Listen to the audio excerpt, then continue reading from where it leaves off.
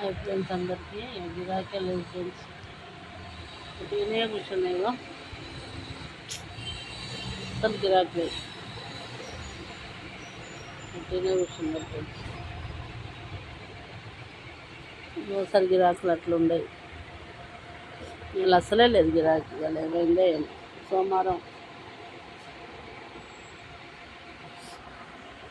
మీకు షాప్ ఉన్న వాళ్ళకి గిరాకీ ఉన్నదా లేదా కామెంట్ చేయండి ఫ్రెండ్స్. అసలు ఏమంటారు చూడు, చెప్పుకుంటే ఇదంటే చెప్పుకోకుంటే అది అన్నట్టు అట్లా ఉంది ఫ్రెండ్స్.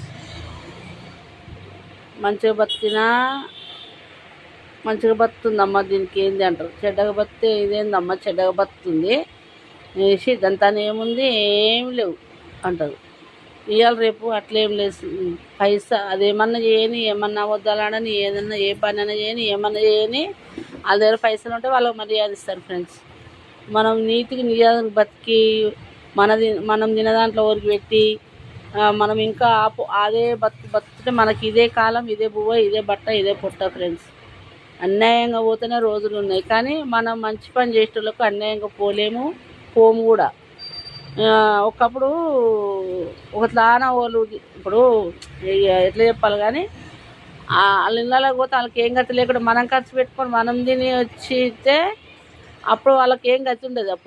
ఇప్పుడు గొలుపు భూములు ఉన్న వాళ్ళ కథ ఎట్లుంటుంది ఇండియా మొత్తం, అందరు లోకం మీద ఎవరి పేర్లు అంటలేదు, నాకేమవుతుంది ఎవరి పేర్లు కానీ. ఇక అమ్ముకుంటారు బతురు. ఇప్పుడు మనం వాళ్ళ చేతి కింద ఎట్లుంటుంది అనుకుంటున్నాం, మనం పన్నుల లెక్క. ఇప్పుడు మన దగ్గర రూపాయి ఉంటేనేమో మంచిది, అది ఎసంటిదనం కానీ మంచిది. అది ఎన్ని మాటలు అని తిట్టని, ఏమైనా చేయని, ఎట్లన్నా కానీ అది మంచిది. దాని దగ్గర రూపాయి ఉంది, ఏదైనా అవసరం పడితే మళ్ళీ వస్తుందిగా, ఇస్తుందిగా. మనమేమో అవసరానికి అడుకుంటాం అన్నట్టు ఇచ్చి ఆ చచ్చిపోయినా ఫోన్ చేయరు, అదేమనైనా ఫోన్ చేయరు. అవి హాస్పిటల్ జ్వరం వచ్చిందట కదంటే అమ్మో పైసలు అడుగుతుందేమో. అట్లున్నది ఫ్రెండ్స్ జనాలు. ఇది నీ కరెక్టా లేదా కామెంట్ చేయండి, కామెంట్ బాక్స్లో కామెంట్ చేయండి. సరే ఫ్రెండ్స్.